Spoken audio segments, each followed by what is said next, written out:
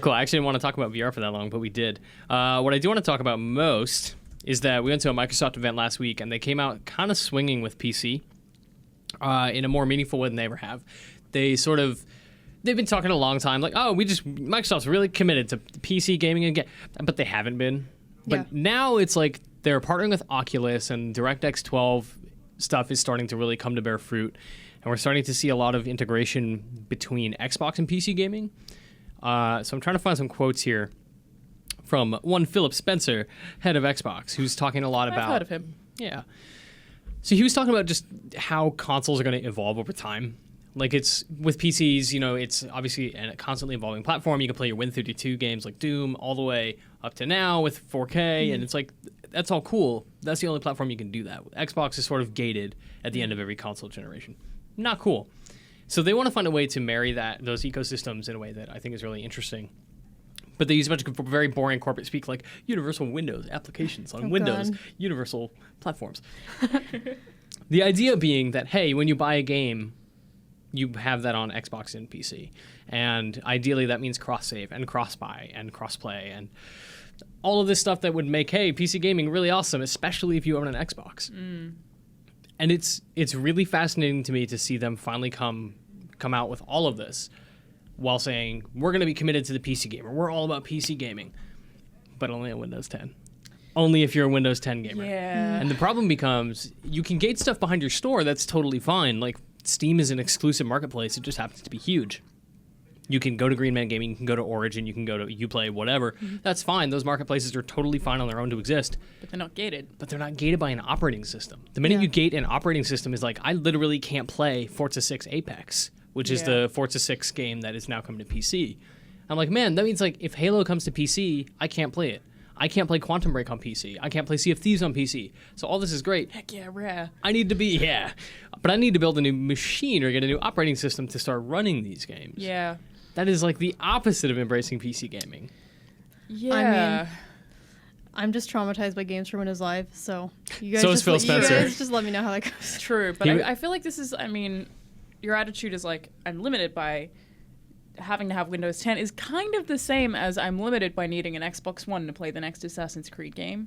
Like, I view that the same way, and it's just like, it's cheating on that part, but it's also... It's also literally what Phil Spencer's talking about not doing with console hardware. He's gating it behind software. Like now it's just confusing. Like so PC is a universal platform, that's great, but the minute you lock it behind an operating system is the minute you that is the exact same to me as a generational shift where I need to buy a new machine. The thing that makes it specifically evil is that with consoles, when you get a new console, it's because the hardware is better. The operating system has no influence on that. It's like, oh, well, maybe the Xbox 360 can't run Assassin's Creed Unity where the Xbox One can. PC doesn't have that issue. He has no excuse that's like, oh, but it can only run on Windows 10 because it's more efficient. Like, it doesn't work like that. If something is like rooted in DirectX 12 or relies on certain Microsoft systems, like it needs live. I mean, that can happen anyway, though, right? Yeah, I don't know. I just feel like there has to be a middle ground, and they're probably going to get there because I feel like they can't. Their PC gaming won't succeed if it is Windows 10 exclusive, if it is Windows 10 Store exclusive. Yeah, that's totally true. It can't really succeed, I think. Yeah, I don't know. Does anyone have Windows 10? No. I haven't upgraded yet. I'm waiting till literally the last minute because I just don't want Windows 10. Yeah, I don't know. I don't really have a reason to. I like Windows 8. It's been fine for me. I can upgrade my work machine, but I can't upgrade my home machine for some reason. Like, it just doesn't. It's no, you don't qualify. I'm like, I thought they all qualified. Why don't I qualify? That's really strange. Don't qualify. So that's super cool. So I should be able to access this, and it wouldn't be a problem, which is because it's awesome that Windows 10 is free. Yeah. For anyone with, applicable operating systems. Yeah. Except for, I don't know, just me. Like, it's a specifically me problem as far as I can tell. Like, nobody else has this problem. It's just, like, declines. Like, That's super strange. I've never even heard of that before. I don't know. I wonder if it's just, like, something to do with the OEM of Windows that I bought back when I built my PC that is like, oh, this kind of version is no. Yeah. I don't know. But it just sucks because I want... That means that you can't play games. Yeah. Take that, Microsoft. Have you thought of that? It sucks because Phil's quote is like, they want to just unite people who just play games. And they want to appeal to the biggest gaming audiences, which is PC. And it's really cool to see them acknowledging that. Yeah.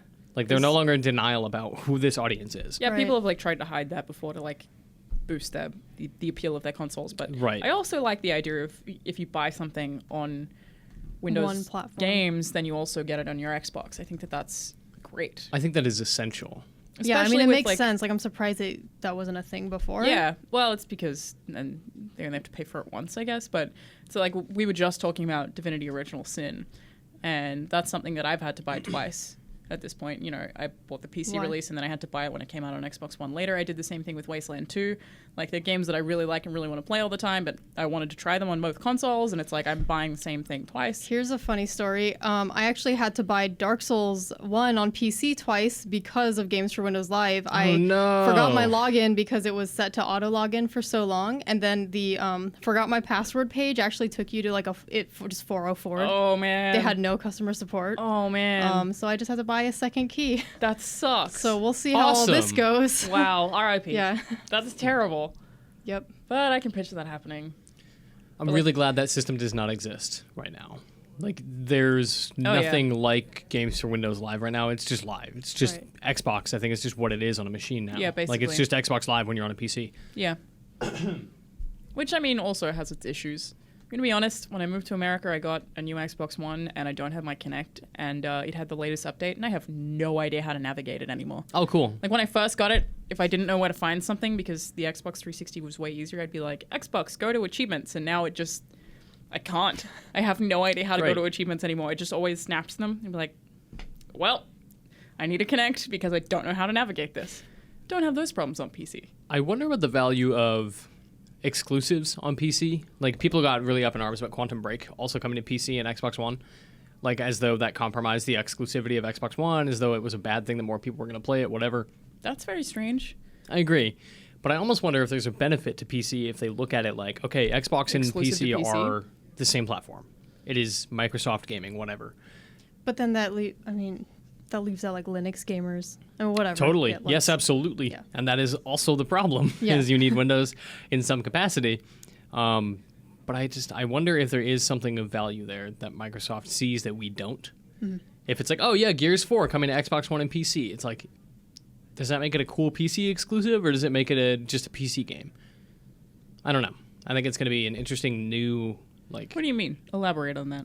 Like, if you... Like, the perspective right now, right, is if something comes out like Assassin's Creed, and it's released on PC, and it's like, all right, that's the PC version of Assassin's Creed. If it comes to... If a Microsoft game comes to PC, as though it was originally just going to be an Xbox One game, like Gears, like Quantum Break, like whatever, Crackdown.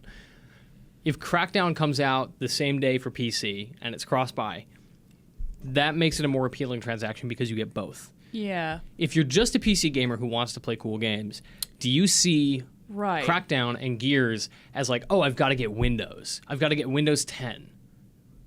And then that then gets more people on the operating system and more people using their store, which gives them more money. I Like, it's a don't like system the that makes reverse of sense. that. I just People don't who know. play Xbox might be like, I'm going to try this on PC, see if it looks better. Like, I bought it on Right. Xbox, maybe I'll try it on Windows Yeah, 10. I don't think that many people really think about getting operating systems to play a game on. Like, That I agree with. just because it affects a much larger experience, you know, not to, like, an operating system isn't just for gaming, obviously. Like, if you don't like Windows 10 because it interferes with your work or like Sure. other things you do on the computer, Then why you have bigger problems. Yeah. Also I don't know. It's a very weird time for Microsoft, but it's interesting, and I'm excited to see what they do, especially with stuff like Forza Apex, where it's like, hey, it's Forza 6, and it's totally free, and it's a good chunk of the game, and then we're going to add stuff to it probably for money later. Ooh, I wonder if they're gonna monetize with ads. Oh, God. Oh, no. That would be the worst. I don't You're probably think they'll do right. that. No, I mean, the game has microtransactions.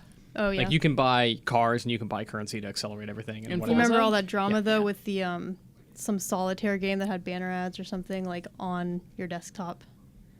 Was that a thing on It Windows was 10? it was from the Windows 10 store. Lessons learned, I hope. Oh, I hate that. So do I. You have to enter in a CAPTCHA to start your game. And then What? just I'm just Oh, joking. God. Jesus I was like, Christ. Don't mess with me like that. This is the most terrifying thing I've ever why would a bot heard. want to play that Are you a game? bot? Why do bots want to play Minesweeper? farming items. They're too good. Robots are too good at Minesweeper.